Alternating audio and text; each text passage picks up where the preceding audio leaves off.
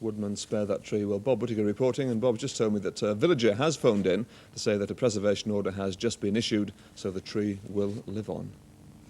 Now this is progress. The golden age of steam is set to make a return. That's if a York man has his way.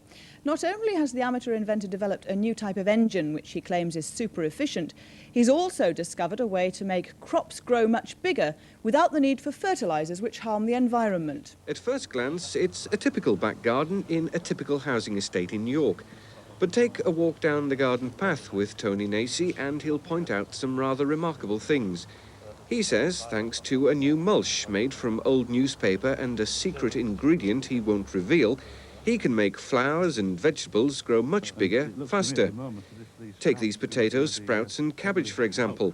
All, he says, were planted at the same time. The ones on the right were grown in soil, which includes the mulch, the smaller plants with a normal nitrogen fertiliser. Tony claims it's a major breakthrough and he needs a sponsor to help pay for proper trials. And if that isn't enough, he also showed me what he claims is a revolutionary steam engine, which could also help the farmer. So once the corn has reached full height, and at the moment they are using straw shorteners, which is rather silly, but once it's reached full height and cropped, in 1992 it's not going to be possible to burn in the fields because the new regulations say you can't.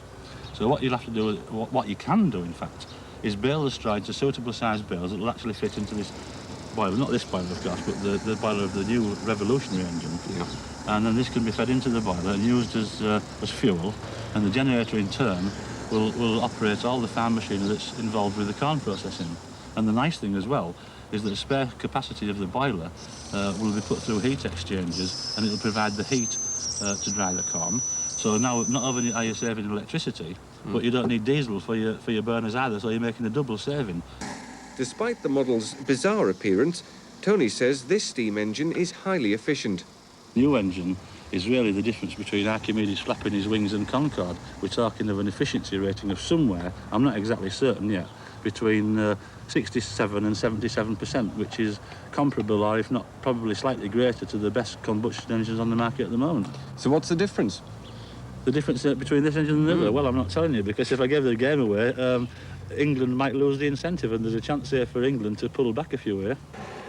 Now, you might think it's all a pipe dream, but Tony is planning to put his theories to the experts at York University and to Rolls-Royce, who he hopes will help build a full-scale prototype.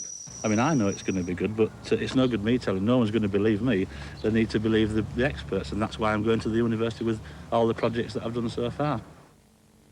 And now look at the region this evening. Some of them could be thundery, very humid too.